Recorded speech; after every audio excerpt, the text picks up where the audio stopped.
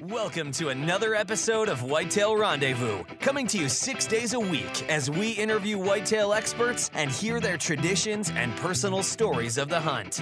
Learn more about the latest gear, discover proven tips, and the latest strategies so you can make your next hunt a success. Now, here's your host, Bruce Hutchin. Whitetail Rendezvous is pleased to announce a partnership with GoHunt.com. Who's GoHunt.com? Well, if you're a DIY hunter, you need the information at GoHunt.com/insider. Why? Because it provides 4,200 profiles, every unit, every species, and every season. Furthermore, they give in-depth analysis, interactive maps, unit access, and seasonal trends. Draw odds are very important, and they give you the most accurate information in the business. All this is available when you go to GoHunt.com/insider. Make sure you use promo code WR when you join Insider. You'll get a $50 gift card for GoHunt.com Gear Shop. Remember, when you become a member of GoHunt.com/insider, you're going to get a $50 gift card to Go Hunt Gear Shop. What's in the gear shop? The best gear that you can buy for hunting the West. All in all, if you're hunting out West in 2018, GoHunt.com/insider is where you need to be to get all the research information. When you use promo code WR, Whitetail Rendezvous receives a small commission from GoHunt.com.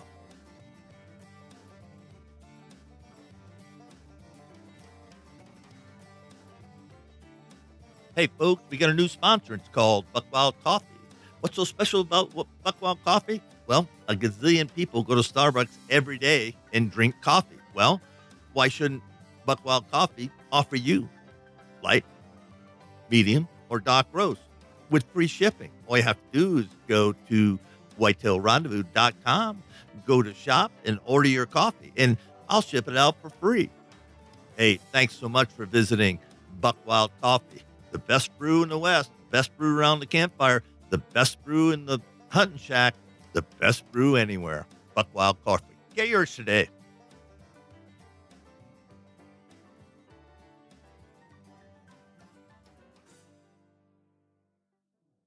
Welcome to another episode of Whitetail Rendezvous, and it's a joy to head north of the border and to go up to the Prophet Muskwa area with Nathan Olmstead. Nathan and his family have owned that concession up there for, I believe, over 30 years, and it's a place that if you want to get wild, if you want to get wilderness, if you want to get dropped off and get picked up, it's someplace you ought to check out. Nathan, welcome to the show. Thank you, sir. How you doing? I'm doing fine, and let's give a little backstory on the whole outfit up there, and tell people, about your mom and dad and how they get the concessions. And the stories I love is how you cut in those not the base camps, but your spike camps. And it's just amazing what you guys have to do, to do that. People don't understand how much work it takes, to manage the size of the land, the concessions that you have. You bet. Yeah, we're originally from the States. My dad was born in Iowa, and my mom was born in California. My dad was always a huge hunter. He got into the life insurance and estate planning back in the 70s and 80s. And from there, he, made him some money and go hunting. He went hunting up in British Columbia for a moose. And he thought to himself, I could do this. And so from there, we bought our first concession in Yukon back in 1984. And from then on, my dad was, full-time outfitter and full-time life insurance and estate planning all the way through. And we had areas, throughout the U.S. as well, and Idaho and Montana. And it just ended up not being what my dad thought was his idea of his business plan. So he did a lot of research and figured out exactly what he wanted and what areas that he thought were going to be the best. And that's when he found the Prophet. And that was in 1991. He found that and made the purchase in 92. And 92 was our first year of operating. And from then on, that was where my brother and I, that was home for us. And where we learned how to, we started off wrangling when I was 10 years old. My brother was 13, and we would take, 15 horses and go 7, 8, 10 hours from one camp to the next and spend the night and bring a couple horses back, or go out with the guys and learn how to, sheep hunt, moose hunt, call elk, pack horses, do everything. And then we kind of diversified, went to Yukon once more and got a white sheep area. That my dad's ultimate goal was to have a outfit that you can do the Grand Slam all within one company, all within one person. You can come book your hunts, make your plans, do it all within one place. And in, I guess, about 4 years ago, we finally got that. We have our 2 areas in BC. We have 2 areas in the Yukon. We have tags in Alberta for Rocky Mountain Bighorn, and then we have tags in Texas as well for desert sheep. And that's really been what my dad, his whole plan was. And we have a lot of areas that we have tremendous animals in. We could harvest, like in the Yukon, like we could take 25 to 30 sheep a year, but we don't. We only take between 12 and 15, maybe 16 sheep a year, just to keep our quality up and our success rate. The thing is, if you have the animals, you're going to have happy clients. And if you have tremendous animals, you're going to have the happiest clients out there that are going to do nothing but help you in marketing. And it's really proven to be the best thing over the last 33 years that we've been in business. And with my brother, he runs our BC areas, he's our commercial pilot. He's the outfitter there, and he's also the president of Guide Outfitters Association of British Columbia now. So he's working really closely with the British Columbia government and, trying to figure out this grizzly bear problem we have right now since they shut that all down. And he's doing really good there. He's fantastic in the business aspect of everything, and an amazing pilot. And I work up in the Yukon. I run our 2 areas up there, and I go back and forth from the Yukon to BC to Alberta, then down to Texas, and do desert sheep down there with some of our friends from Texas. And Mom and Dad, they're still very involved, and Mom's slowed down a little bit. She's liking being a grandma, and she has 11 grandbabies now, and she's having a blast doing that. And I think Dad, he'll be involved until the end. He's a guy that he can't sit still. He's got to be constantly doing something. So that's kind of some start to where we are now, with a lot of things to fill in between. And you guys have been really big conservationists. I know you've been a big supporter of FNA's, now Wild Sheep Foundation, and over the years you've been, you've stepped up right with those folks. So I know the outfit is, their eyes are always towards, making things better, and we do have a problem, or BC does have a problem with the grizzly bears, because when I was up there a number of years ago, there were grizzly bears, and there were more grizzly bears than I really wanted to see. Absolutely. Yeah, no, we've been involved with, I think I grew up at Wild Sheep Foundation and Safari Club International, and that's, huge part of our lives. That's where we go to do all of our marketing, and we've all been life members at Wild Sheep since, those FNA's for 20-something years, and life members of Dallas Safari Club and Safari Club International. And I think over the last 30 years of being at SCI, on average, we've donated between $25,000 and $35,000 a year towards conservation through Safari Club. So we've definitely done our part, and we'll continue.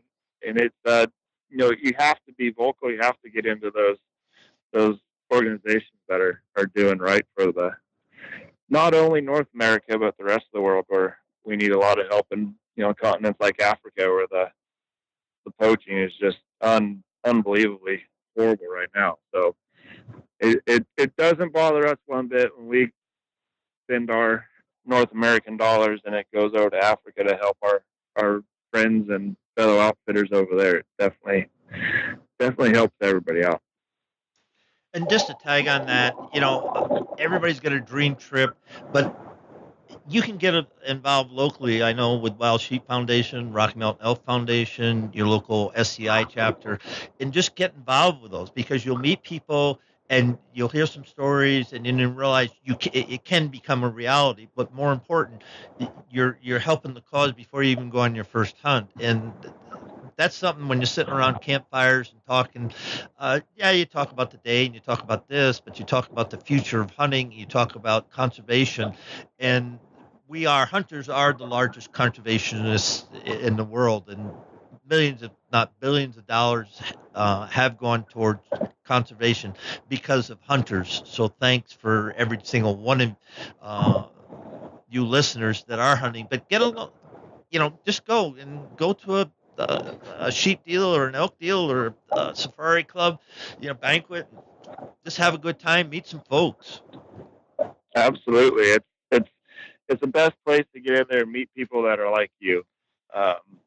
Even the friends of the NRA, their dinners are very well put together, and from there it opens doors to not only locally, because I've been to chapter banquets and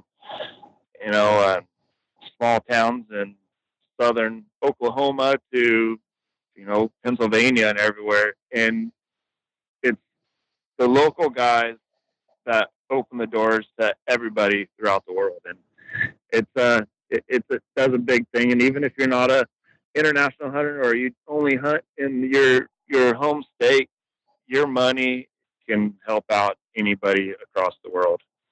It's amazing how the organizations all work together. It really is. Well, thanks for that. And, just to put a period on that, we're going to move along. Get involved, folks. It's as simple as that. Let's talk about, in the warm up, we talked about the number one thing you want your hunters to bring is. I would say the number one thing is mental preparation and the rifle or a bow that you shoot the best.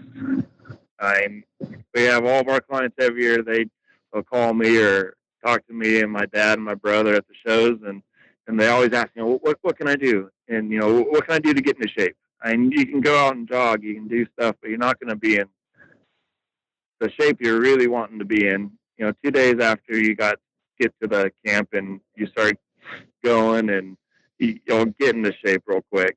But if you're not mentally prepared and you're not with your rifle or your bow or whatever you're hunting with, you have to be the most comfortable with that. That's the biggest thing, if you ask me, for sure. And why it says that, because when you land at Whitehorse or Fort Nelson or wherever you land, and then all of a sudden you get into another plane or truck or whatever and start going through this country, it just keeps getting bigger and bigger and bigger. And you go, where are the animals? Well, the guys will get you on the animals, but it's just daunting. I remember my first trip to Alaska, they dropped us off and it was like, I'm alone. It's all on me. And, absolutely DIY hunt. And, we were on a river rafting. So, the raft would get to the end. But, well, go ahead. It is. It's a big deal. We have guys from all over the U.S. and they like you said, find a Whitehorse or Fort Nelson, and from there, my brother will pick you up in Fort Nelson and fly to the mountains, and from there you'll meet your guide, and then you'll get on a horse and you'll ride another 6 to 7 hours to another spike camp, and it's being mentally prepared to face the weather, to face if you get sick or you get hurt somehow, if you twist your ankle, and not just giving up. That's the thing, is we've had a lot of clients that are physically fit and they're in great shape, and they're not mentally prepared because they get there and they twist their ankle and they just completely break down. Oh, I'm done. I got to leave. Well, no, just hang out, rest your foot for a day or so. You're going to be fine. And once people get into the mountains, they realize how much work it is to get in there. Every bit of food is flown in. Every oat for the horses that we feed, we feed over 80,000 pounds of oats in BC alone for our horses. All of that's flown in, all the gas for the generators.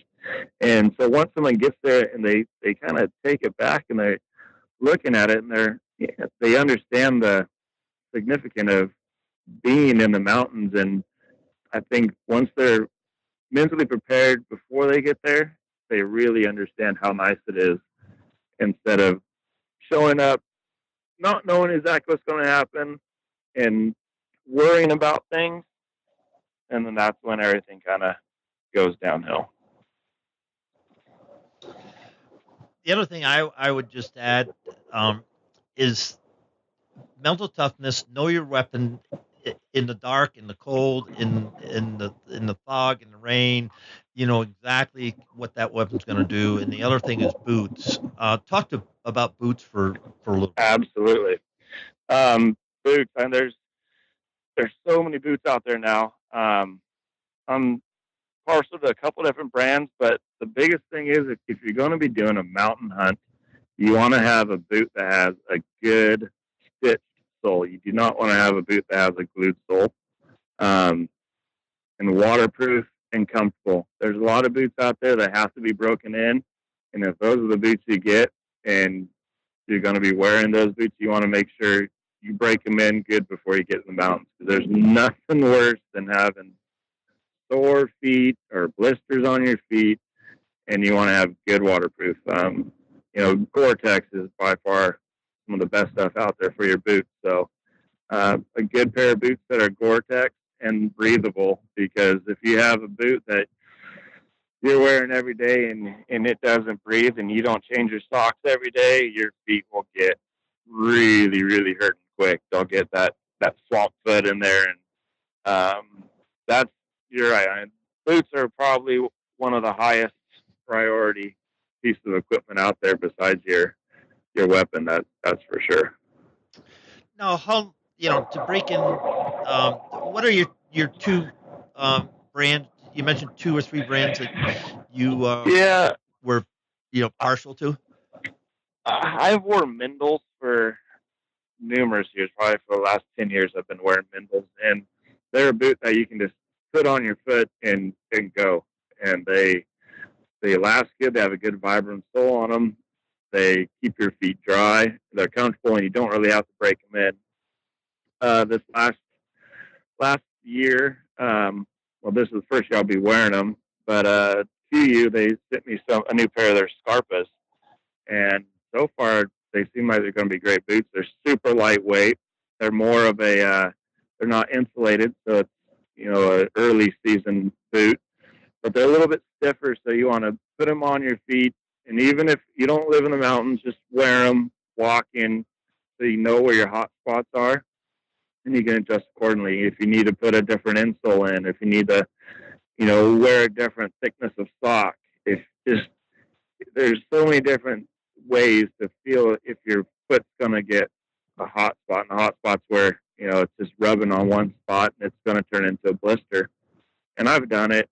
I'm even around town. People might look at you like you're crazy, but put your new hunting boots on and wear them around town for a day or two if you can't get out and into the mountains or out into on a ranch or anything, and it'll really help you out. You'll feel where you're going to have to adjust your socks. A lot of guys like to wear big wool socks. I like straight cotton socks. And the insoles are great that come in them, but there's nothing like I put oh man, what kind of insoles do I use? Don't blank here. It's it's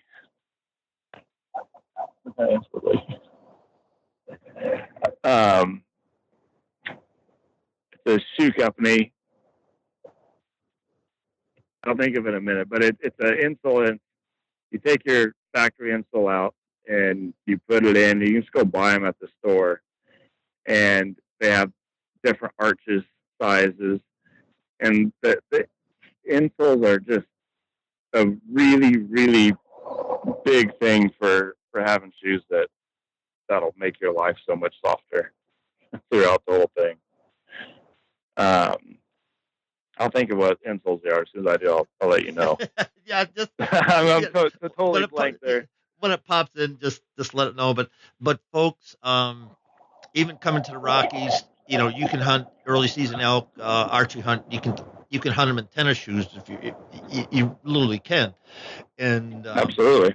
and that's actually not a bad way to do it. Your feet better be tough. But having said that, I tell people just wherever you're gonna wear it, it's just like your rifle. You're so comfortable. You slip them in, and you're gone. You don't have to think about it, because if you lose your feet, you're done. Your hunt is completely done. You can break an arm, you can break a wrist, you can break a finger, you can get a knock in the head. A lot of things can happen, and you can still hunt. You still can get out there. But if you're not mobile, and only can ride the horse and then crawl 100 yards, man, it's tough. You bet. Actually, that's funny that we had a friend of mine. He was a cameraman for Outdoor Channel, and we've become pretty good friends over the last 10 years. And he was in the mountains with me, and he broke his wrist. Like within the first 15 minutes, he didn't know it was broken. He thought it was just sprained. He jumped on one of the young horses and got bucked off.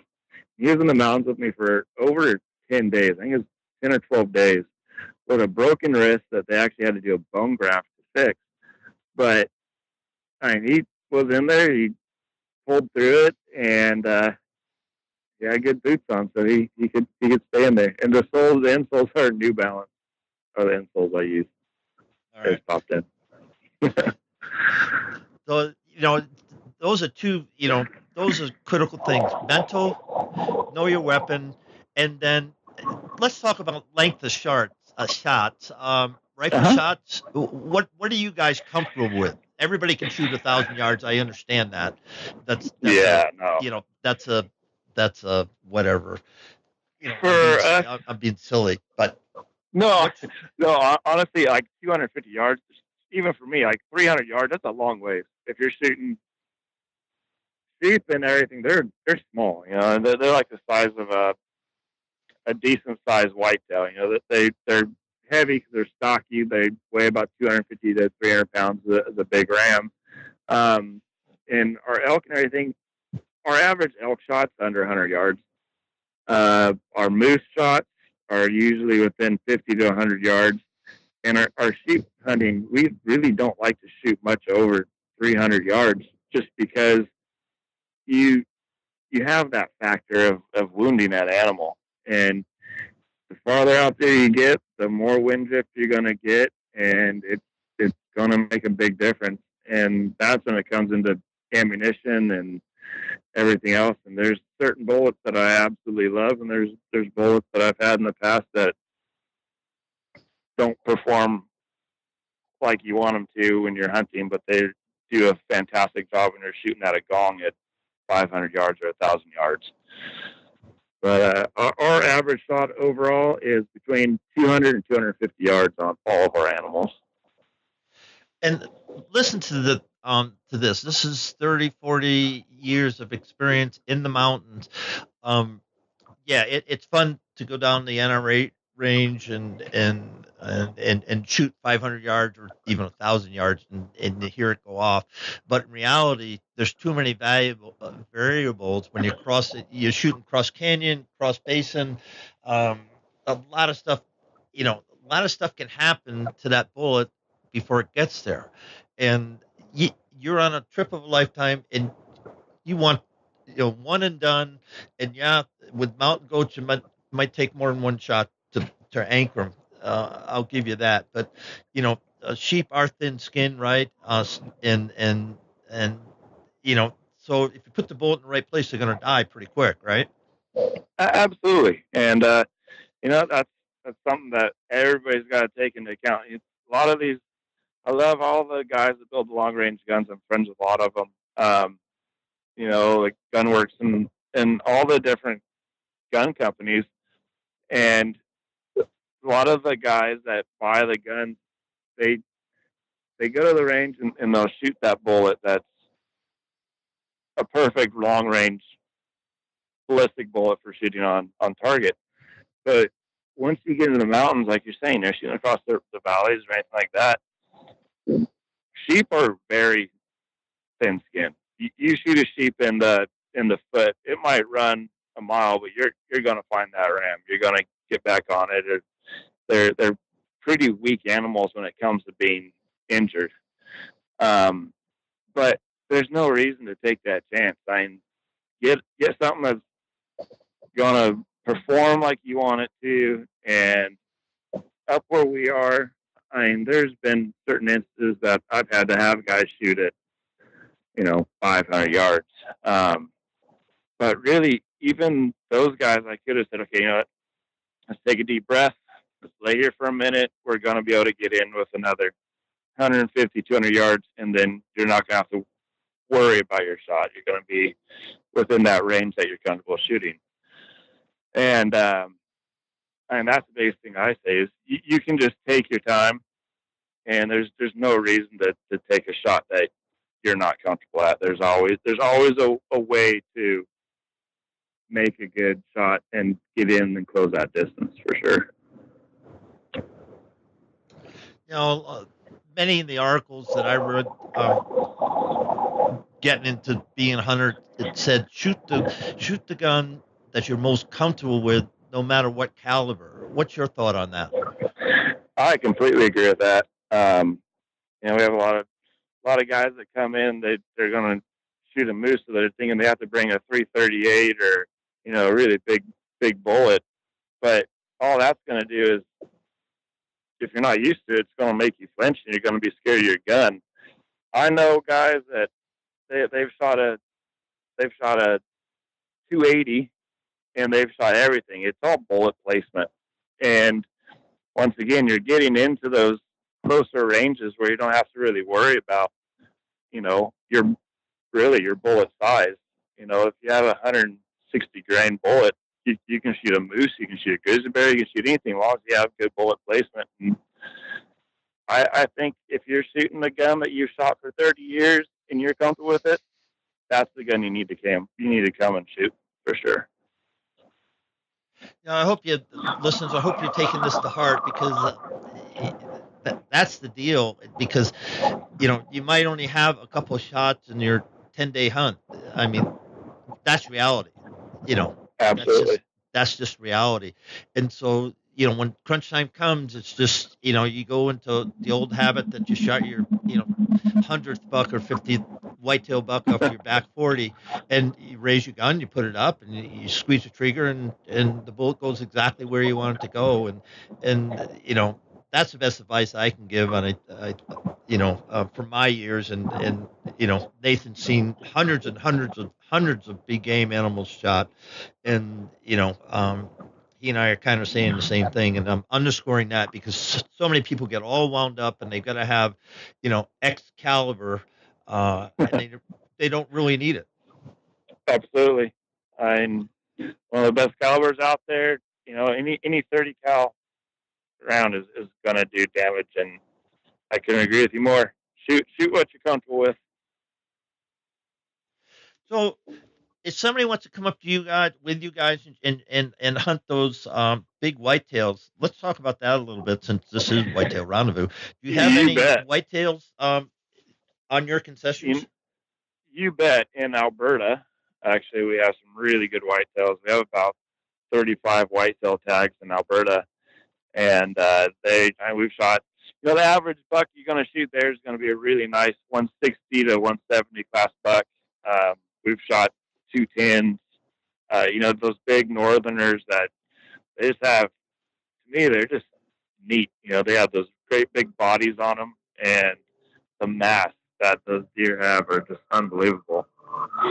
But that's our place we hunt the whitetails is just straight west of Edmonton, Alberta.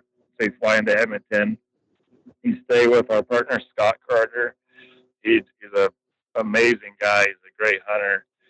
He does all the Rocky Mountain Bighorns and whitetail hunts there in Alberta with us. And you stay at his ranch. He's got a really nice cabin, and you go out, and you're not sitting in a stand unless you really want to. In that part of the world, Scott knows a lot of the big hay farmers.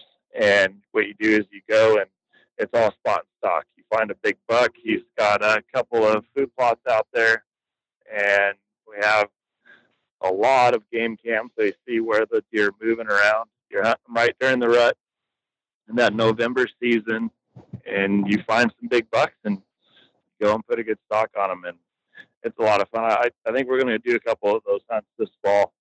Personally, I'm going to go up and get a couple of our friends and see what we can find, because we haven't really pushed it the last few years. So it'd be interesting to see what we find. So it's not a bush hunt; it's an agricultural hunt rather than a bush hunt. Absolutely. For those big whitetails in BC, we have some big whitetails in BC too in our bush hunts. In the mountains there. The problem is it's a later season, and so the later you go in the mountains, the more weather you're going to get. But we did shoot a whitetail out of there, a few years ago, and it was a nice buck, 180 something. And the mule deer in there are really impressive too. We shot 232 mule deer out of the mountains a while back. Whoa. Yeah, and just monsters. But the thing is there's a lot of bears, there's a lot of wolves. So when you're in the mountains, there's a lot of deer, but there's not as many deer as you'd want to just go and strictly pursue whitetails or mule deers in the mountains, just because of the predators. But the agriculture hunt's amazing. There's some big deer there. And that's one thing I found out early in the game hunting whitetails in Canada is, you're going to see a lot of deer. And I remember the first time I went on, they said you're going to see some of the largest bodied deer ever, and it makes the horns look really small. It's huge deer, and the horns just kind of shrink. So you got to be really careful, because it'll be, we're talking 300-pound, on the hoof, and then the neck's swollen, and so they're just, colossal deer. You bet. And it's kind of tricky, and I just laid that out for the listeners that listen to your guide and figure it out, because you could end up shooting a very nice deer and you go, oh, I thought it was I thought it was bigger. Yeah, no, for sure. It's amazing, especially from being down in Texas for the last few years and hunting some whitetails down here. I shot a phenomenal deer for the place I was hunting. Free range is 168-inch buck, and he honestly looked like a 300-inch deer when he stepped out, because that was my first time hunting a southern whitetail, and so the body size on him was just completely not what I was used to. And then you see a buck up north at a 180-inch whitetail, and he looks like a 140-inch whitetail. Sometimes it's amazing how the difference in that body size is. Sure, a lot of fun to hunt though. Love it. Oh yeah, heck yeah. So let's give yourself a commercial break. How do people get a hold of Olmstead hunting? We can go. There's a website. It's olmsteadhunting.com or profitmuskwa.com, and then you can also give us a call anytime. 250-789-9494 is the office, or my cell phone. It's area code 559-907-5233. And let's talk about the cost of if a guy is dreaming of coming up and shooting a moose, a Canadian or an Alaskan Yukon, or mountain goat, caribou. Realistically, what are they looking at? All in, travel, and you bet, guide fees and the whole, leaving home so and getting home. If you're looking at like a Yukon moose hunt, by the time you're done paying for the hunt, your air charter, your commercial airline up there, if you fly up there, everything in, you're probably looking at close to $40,000 for a Yukon moose. Our price is it's $24,500 for a 7-day hunt. Plus you have your license and tags and your air charter in and out of the mountains and your charter to get back up. So cost to us, you're looking at about $30,000 with your air charter to the air charter company. And then depending on where you're flying from and everything, you can usually get a decent price flight, for around $600 to $1,200. And then you have a couple hotel rooms, nights. Then our Canadian moose, they're quite a bit cheaper. They're in the about $16,000 range. Then they have your license and tags on top of that. And then, our whitetail hunts go for $6,500, and that is where you have about $6,800 into your hunt plus your flights to get up to the mountains, just because the way we do everything there. The mountain hunts definitely add a lot of money on, just because of how much we have to fly, and that's the only way you can get in there. And it's all our Yukon moose hunts. We do horseback and riverboat hunts, and then in BC everything's horseback. How about goat hunts? What are they running these days? Goat hunts are $11,300 for a 7-day, or $13,300 for a 10-day. And then by the time you get done with the goat hunt for a 10-day hunt, you're looking at about $15,000 all in. Now, if I'm up there moose hunting, caribou hunting, goat hunting, and I want to have other tags such as wolverine, wolf, absolutely, black bear, how much does that add on to the bill? So what it is everybody has wolf tags. Anybody that comes up with us, no matter what, they have wolf tags, and those are included. Your wolverine, you have a tag for it. I'm not sure how much that is, but if you shoot a wolverine, there's no trophy fee on it, just the government harvest fee, which is, I think it's like $200. But say you're hunting a moose and you see a goat and you have a goat tag, and that's one thing that I really push for everybody. If you have an inkling that you might want to shoot another species, always get that tag, because if you decide you want it while you're in the mountains, it's going to be another $2,000 on top of the tag to have it flown in, because you have to have it on your person. But say you're on a moose hunt and you want to shoot a goat and you have that tag, the harvest fee is $5,250, and that includes all your meat horns and cape flights and everything in and out of the mountains for a second species. So really, you think about it, folks, and probably where you're hunting the Alaskan Yukon moose, you can see the mountain goats. They're pretty easy to see, right? Oh yes, sir. Yeah, everything's in the same area. I mean, when you're hunting sheep, you see moose. When you're hunting moose, you see elk. When you're hunting goats, you see caribou. Everything's all in the same area. So for getting up there, instead of waiting 10 years to come back and hunt a goat, it's just, it's a hit. I realize that, because it's hunting isn't inexpensive, but you're there. So think about that really, really seriously. If you are going to take a trip in a lifetime, it's sure well worth it, because all of a sudden you're, 100 yards from a gorgeous billy and you go, oh. Absolutely. It's in the long run of things, it's actually fairly cheap, because you're already there. You've already paid for your commercial flights. You're already in the mountains. Instead of having to come back, take off all the time from work, it definitely makes more sense to do it that way, if you can. Now, accommodations, base camp, it's just like any lodge you'd head. What happens when we get into spike camp? Yeah, in BC, our base camp is unlike any other place. Honestly, it's a probably the nicest lodge that you can't drive to. It has a full service spa. We usually have 1 or 2 chefs that cook at the lodge. Amazing place. It's beautiful. It's kind of our second home, so it's a very nice place. But our spike camps in BC are very nice as well. They're all nice cabin camps, either log cabins that we've built from the trees surrounding the camp, or plywood cabins. Very nice, very comfortable, dry, have nice airtight stoves, keeps you warm, keeps everything dried out if you get wet.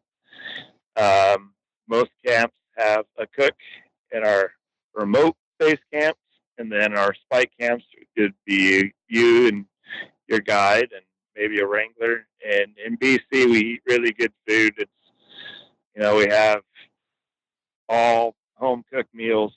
You're not eating Mountain House. And the Yukon's a little different. Yukon, you're in a tent a lot more. We do have base camps that have cabin camps, but 80% of the time you're going to be in a tent moving around.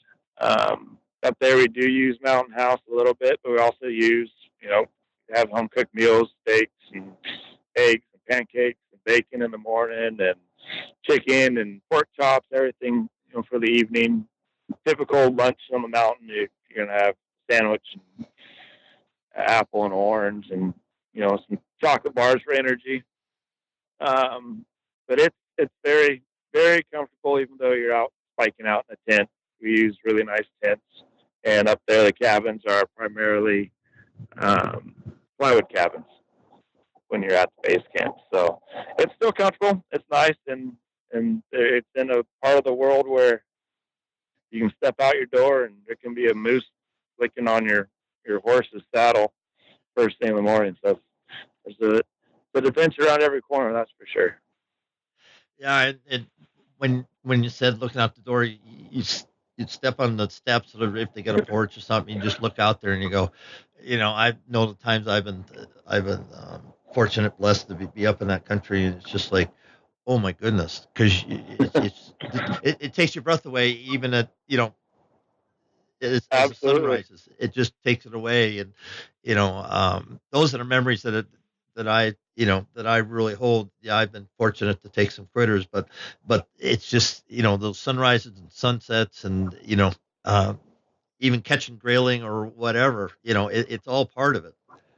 I agree, and that's the biggest thing I say is bring a good camera, because harvesting your animals one thing, but being in the mountains like that, there's nothing like it. And I still get goosebumps when I wake up in the morning and unzip my tent when I'm on a sheep hunt. And I've been doing it for 20-something years, and it still gets me when you open that door and you're like, this is unbelievable what God created here. Beautiful places. Yes, sir. It beats. A lot of people say, "Oh, I want to be on the Sportsman Channel, Outdoor Channel." Well, you go on one of those hunts, folks. You are. You'll never have to. You are. Yes, sir. I agree with that. Oh man. Well, Nathan, this has just been a joy, and brings back a lot of great memories, and great adventures that I've been fortunate to have, and I just continuing success to you guys up there, and again, let people know how to get a hold of you guys. You bet. Thank you so much for having me on here. It's been a great time. It's been great talking to you. But yeah, our website is profitmuskwa.com. That's PROPHET, M as in Mike, USKWA.com. And then, of course, my phone number is area code 559-907-5233 is my U.S. cell phone, or the office is 250-789-9494. I want to thank you again. It's been a blast talking to you. And if you ever have any questions, please give me a call or find me on Instagram at Nathan P. Olmstead, and be happy to answer any questions. All right, folks, that's going to be a wrap. And, think about it, because you can do it. And, Nathan and I were talking, I don't know if I put this on this show or the warm up, but you start working, you're 20 years old, you can go on 4 quality hunts of a lifetime in your lifetime if you maybe don't buy that new Power Stroke or just do well. It's pretty simple though. I mean, it really Absolutely. is. Absolutely. 10 years. Go ahead. We also do. We've done a lot of stuff. We've had a lot of clients that do anything. I mean, absolutely anything from people that are in charge of countries to just your normal guy. And we are here for everybody. We've done a lot of different ways to help people pay for things. Like I said, my dad's a financial advisor. He can give you a lot of different hints on it if you want to figure out a way to save up for not just a hunt, for anything. I mean, there's a lot of different things, but if you put your mind to it, you can do it. That's for sure. Yeah, and I would certainly agree to that. So with that, we're going to sign off, and on behalf of thousands of people, listeners across North America, Nathan Olmstead, thank you for just being. This is a great conversation and a great visit. And travel safe. Thank you, sir. You too. Have a good one. Thanks for joining us. Be sure to tune in tomorrow for another episode of Whitetail Rendezvous, where you can listen and learn from the experts so you can be more successful on your next hunt. Until next time, listen, learn, and succeed.